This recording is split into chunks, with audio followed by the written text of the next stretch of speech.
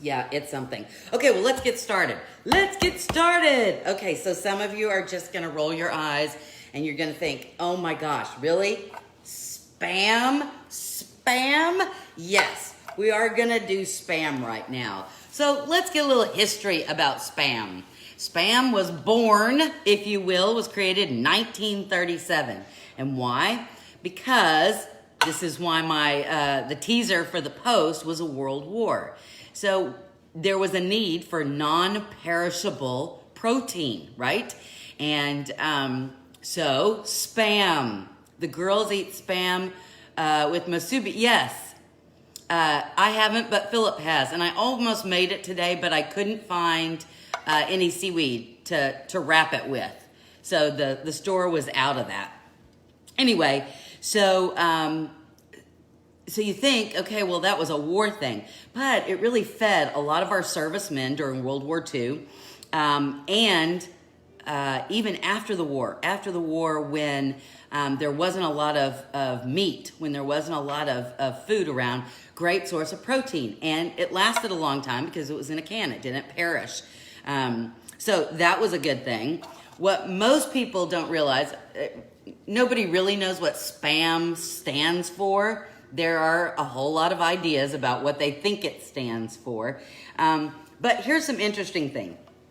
I know some people say, oh, that's mystery meat. But it's not really a mystery. If you're rolling your eyes at spam, remember that it's actually made up of pork shoulder and ham. Now, pork shoulder, if you remember any of our episodes on pulled pork, a pulled pork traditionally is what you use as a pork shoulder. Or in the grocery stores, a lot of times you'll see it, it'll be called pork butt, right? So pork shoulder, pork butt, right? And so that's what it is. It's pork shoulder and some ham. It has salt, it has sugar, and then it does have potato starch and sodium nitrate just to keep it, ta-da, in the can, and then it's vacuum sealed. So not really a mystery meat. If you will eat pulled pork and ham, you should eat this then, okay? So, spam and pineapple. There you go. Spamwiches. Vicky, okay. We're going to get to the go-to meals too. Interestingly enough, Hormel produces 44,000 cans of spam every hour. Every hour, not 44,000 cans a day, 44,000 cans every hour. And Hawaii alone, so Missy Faye, Hawaii alone consumes approximately 7 million cans of spam a year. 7 million. That's right. So, why is it so prevalent in Hawaii? This thing itches. It's itchy. Part of it is because of World War II. So in the Pacific realm, right, we had a lot of our servicemen there. And what do you got? Spam, right? I will tell you that when my grandfather served, he was a Navy Seabee during World War II. And so he was in Hawaii. And he ate a lot of spam. So when he came home from the war and he, with my grandmother, he told her that he would never eat spam again and he would never go to Hawaii. And so but she really wanted to go to Hawaii. So she had to go to Hawaii with a friend because he refused to go back to Hawaii. So there you go. I know there's a lot. The Philippines, spam is very, very big in the Philippines. And in fact, there's a recipe in the Philippines that only serves spam. All the dishes are made with spam. There's deep fried spam, there's spam eggs, there's spam spaghetti. There's even a spam gift set. A spam gift set that's considered by Filipinos to be a very thoughtful wedding gift. Can you believe if here in America somebody was getting married? Spam. Now, the funny spam is, in pop culture in the 70s, Monty Python kind of took it to the parody level and there's a whole show, spam. It's so big here. Even McDonald's, yes. So even in Hawaii, the McDonald's, and I think now the Burger King has started, like how we have an Egg McMuffin here in the mainland. You can't say the States because it is a state. In the mainland, we have an Egg McMuffin. Well, in Hawaii, the McDonald's breakfast menu has like an Egg McMuffin, but instead of like Canadian bacon or regular bacon, there's a piece of fried Spam on there. So there you know. It just depends on where you're from. There you go. My family tried eggs. Too salty for me. Okay, well, Susan here. So in the past couple of years, obviously they've come out with a lower sodium, so less salt. They've also come out with new flavors. There's bacon flavor. The teriyaki flavor is really picking up steam and is the fourth most popular type to get. In Minnesota, do we have any Minnesotas here? Anybody from Minnesota? When I went to a Spam Fest, every dish was Spam infused, mascot and all. There you go. During Hurricane Ike, I tried Spam and eggs for the first time. Pretty good. Yep. Anyway, anybody from Minnesota? There's a menu at Mickey D's in Hawaii. There you go. Nobody from Minnesota yet? Hey, Tammy, good morning. In Minnesota, they're in Austin.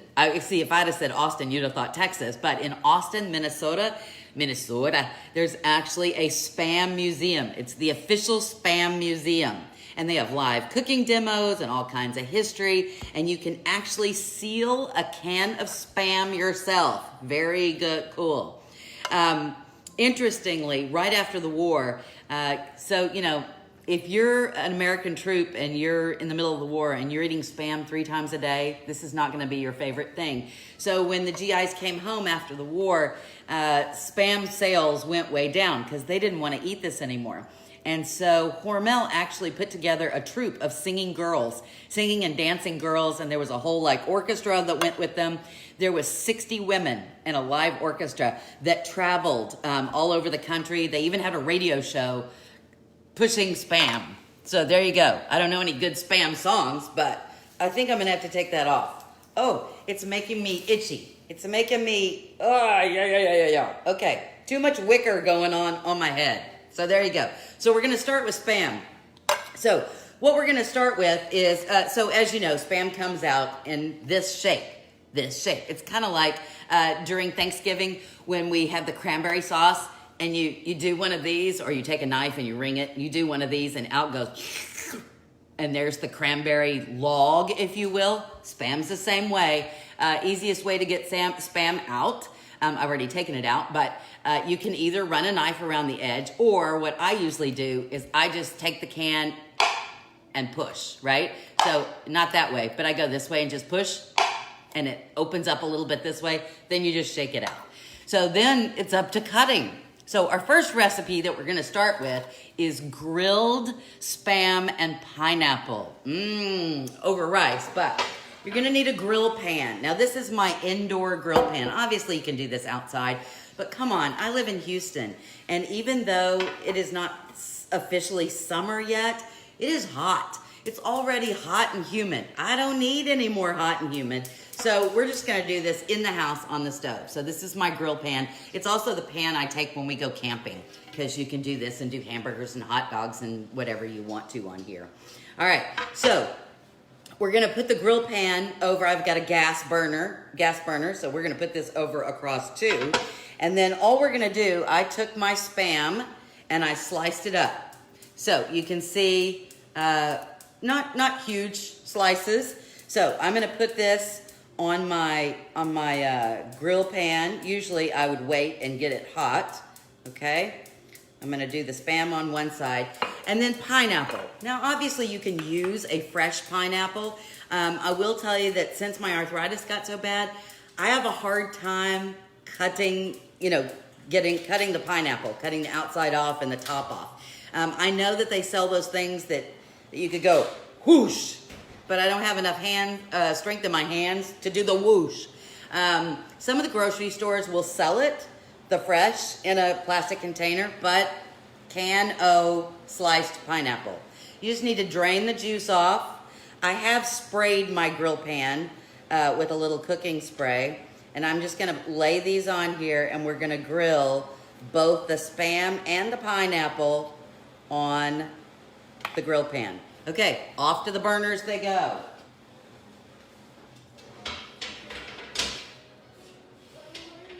Okay, So those are off to the grill. While those are grilling, we'll talk about, you said something about your mom's favorite. Well, remember I've talked several times about payday meals. Good morning, Louise. Amy, hello. How are you? Remember you had to use it. Wait, hold on. Remember the key. Yeah, there used to be. Actually, yes, there was a key that you had to twist off. Hey, Kelly, good morning. Good morning. Cutting pineapples is hard. I know. Good morning, Camille. Anyway, so I've talked about payday meals, and we've already done several of my mother's payday meals. You know, beans and rice and cornbread was a payday meal. Salmon croquettes or salmon patties was a payday meal. And for those of you who haven't watched when I did it, a payday meal is something that my mom would make, and I knew, well, at the time I didn't know, but in retrospect I do, that payday was coming. So my dad was a truck driver, my mom worked at Sears. And so towards the end of the month, money was tight. And so you ate those things that were very inexpensive. And so beans and rice and cornbread, salmon croquettes or salmon patties, and fried Spam and potatoes. Hello, Carol. Good morning. Today's all about Spam. Spam! All right, so to do what my mom did, all you do is you peel some potatoes. Potatoes were cheap, and dice those up. You get your trusty can of Spam, slice it up, and then chop it into the same size pieces. So if you want your I dice everything, that's just me. But onions, I just one onion, just dice it up. I do about 3 or 4 potatoes for 1 can of Spam. 3 or 4 potatoes, about, medium size. And dice that up. So everything's about the same size. Your 1 onion is diced about the same size. Your potatoes are peeled and diced about the same size. And your Spam is diced about the same size. I toss all of that in the skillet, fry it all up. The thing that takes the longest are the potatoes, really, because you want to make sure your potatoes are done. Spam is basically done. Spam can be eaten raw. It's not going to hurt you. Spam can be fried, it can be grilled, it can be baked, it can be cooked in the microwave. So, very versatile. And so then, big skillet. When it's done, ta-da!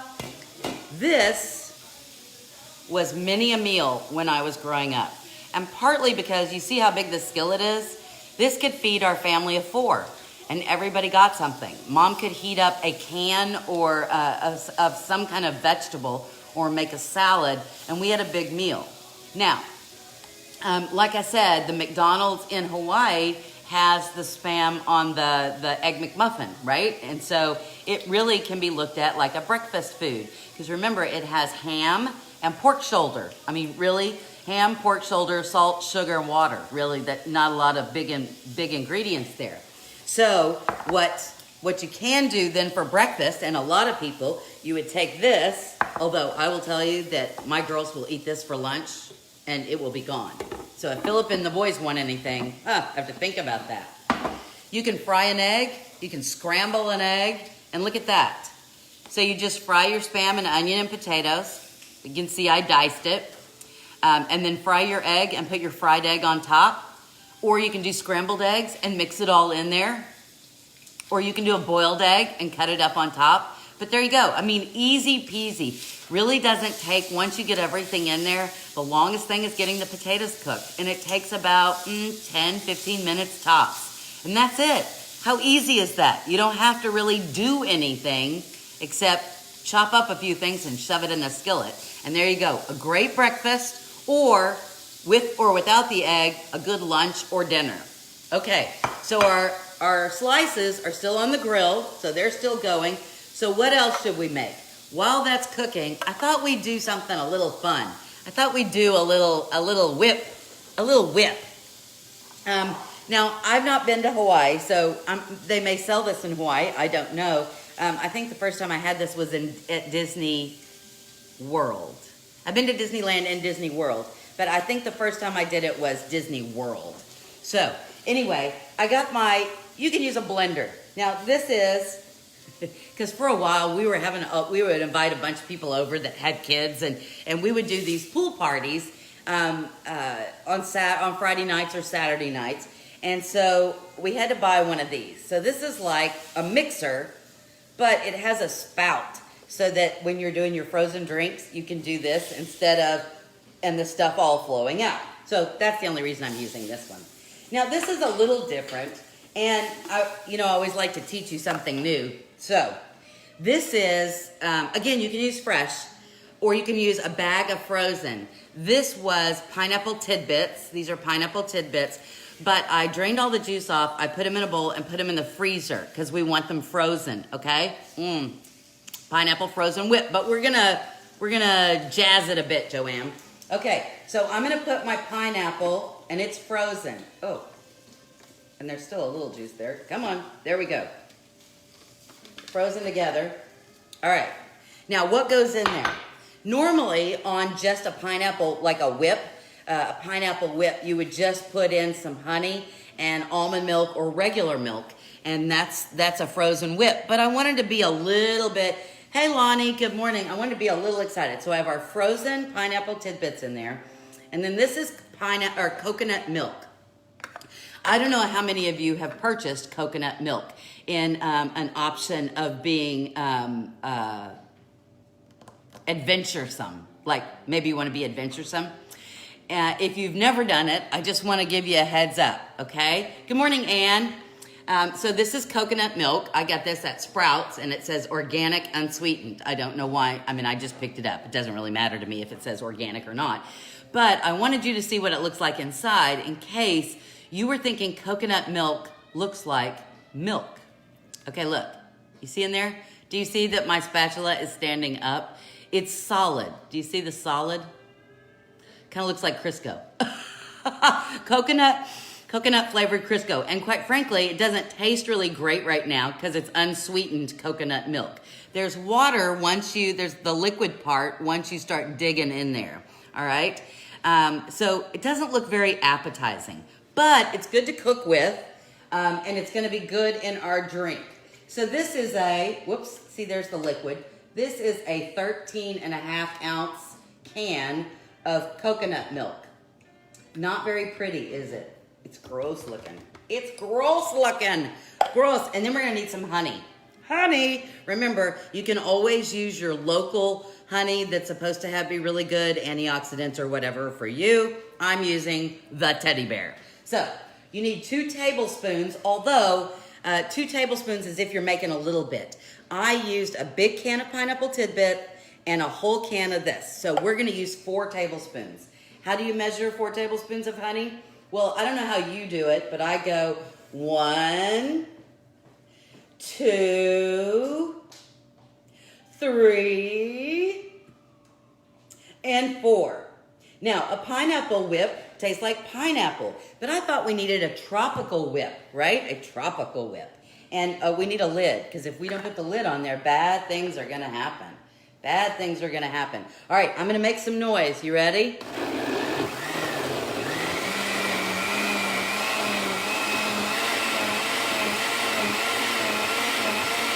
Yum. Yum. Hold on.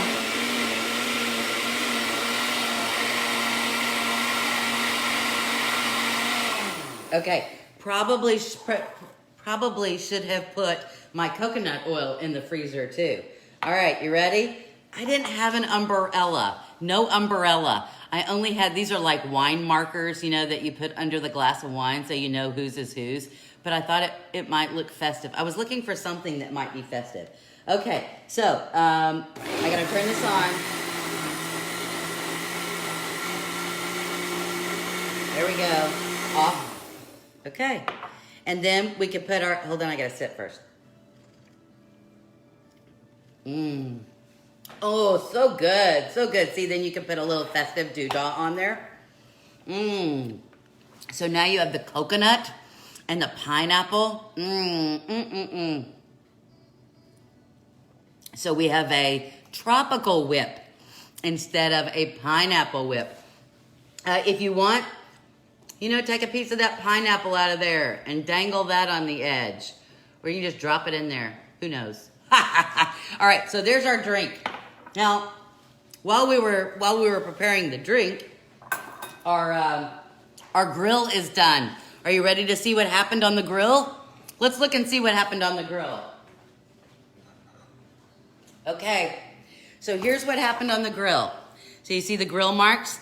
Our Spam is hot, ooh, yum. And our pineapple has those gorgeous grill marks. And the great thing about doing things on the grill is you really are caramelizing everything. The sugars that are found, there's sugar in Spam, and then there's sugar in the pineapple. And so you're caramelizing that and really making the flavors come to the forefront, okay? So what would you do with this?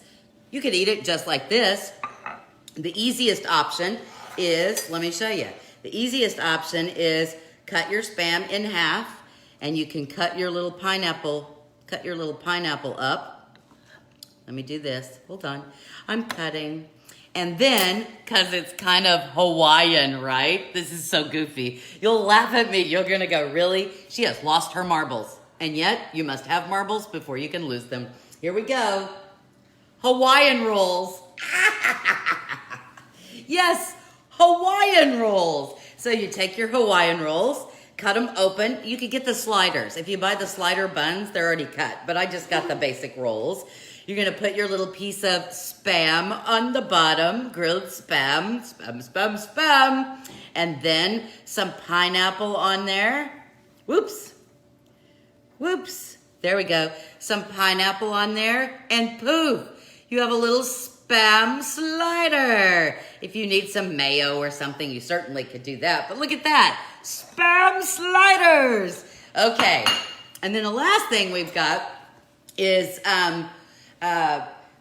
so we grilled it, right? So you're like, okay, now what else? So the easiest thing for a quick and easy meal is make up some rice. So I just made up some rice and then diced up a couple of green onions, okay? Once your rice is done, add a little butter if you like, and some green onions, so you know, it's a little festive.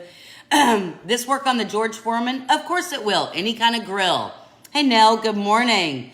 Silly, huh? Make it for the girls, I know, easy peasy. Okay, so then you make your rice, mix in a little green onion, and then look at that, okay? So you can serve it as a meal like this. So everybody gets a piece of Spam or a couple of pieces of Spam, a couple of pieces of pineapple, and then you also get the rice with the green onions. What good flavors are that? You know, Spam came out with a teriyaki flavor, and this would be really lovely either with the teriyaki flavored Spam or if you wanted to pour a little teriyaki sauce on top of here. Then you give it a little bit more kick. Heather, good morning. Oh my gosh, I have 3 of the 4 Lorton girls on today. Amy's on, Missy's on, and now Heather's on. Hello, Lorton girls. Good to see you. Okay, so let's look, and I'll just put, since we do that, I'll just sprinkle a little bit more onion on the top. And let's look at what we made today. Today was quick because I did a whole lot of things a little faster. Okay, so let's start with breakfast. Let's start with our breakfast. For breakfast, we're going to have either, you could do what McDonald's does and make you an Egg McMuffin with an egg and a piece of fried Spam. Or you can dice up 1 onion, 3 or 4 potatoes, peeled and diced, and a can of Spam diced up. Put that in your skillet, fry it until your potatoes are done. Again, your Spam is already done. Fry an egg, scramble an egg, whatever, and then here's your breakfast. So there's our breakfast. Then for lunch, we're gonna grill up some Spam. So we grilled our Spam and our pineapple. We're gonna get some Hawaiian rolls, and we're gonna put those on little Hawaiian rolls, and we're gonna have Hawaiian sliders. And so there's our lunch, Hawaiian sliders. And for dinner, we're gonna make up some rice. When the rice is done, we're gonna add some green onions, maybe a little butter, salt, and pepper. And then our grilled Spam and pineapple are gonna go right on top. There we go. And if we need to lay out by the pool or just pretend we're on vacation since we're not going anywhere, we're gonna make a tropical whip with coconut milk, frozen pineapple tidbits, and a bunch of honey. Do you feel like you're on vacation? Did you learn a whole lot about Spam today? We learned a lot about Spam. So, if you had turned your back, if you had turned your back on this lowly can, with things going the way they are and prices going up on meat and everything else, you might want to give this lowly little can a second look. Because with inexpensive rice, inexpensive potatoes, some bread, you've got a quick and easy meal for your family. And one can, like I said, diced up, you can, once you do a veggie or a salad, feed a family of 4. So there you go. I hope you had a good time today. Sweet and sour sauce would be good. Yes, you're right. Sweet and sour would be great. I tried to be fun today. Put on our little Hawaiian hat. I got my leis on. I got one of Philip's Hawaiian shirts out of his. Yes, Marla, we talked about the Spam Museum in Austin, Minnesota. Austin, Minnesota, Marla. There we go. Good, Heather. I'm glad. Don't forget to go to the YouTube channel, Cindy's Kitchen, and hit subscribe and notifications. Then you'll be told when we go on live. And quite frankly, it's so much easier to find the recipes. So you go to the episode that you want to do. You don't have to watch the video again. And there's a little downward arrow under the picture and before the comments. If you click on that little downward arrow, you'll see it'll open up and there'll be the recipe right there. No scrolling, no where is it? I don't want to read everybody else's stuff. So invite your friends, and tomorrow, if you have small children or grandchildren, tomorrow we're going to do a camping, so a lot of camping recipes. But you don't have to go outside to camp. We can do all of these recipes in the oven and then have a camp out in your living room. And quite frankly, even if you're just a kid at heart, join us, because I think you're going to have a lot of fun. From my kitchen to your kitchen, I hope you've spammed a lot today and enjoy this wonderful little tasty can. We'll see you tomorrow. Have a great day. Bye-bye.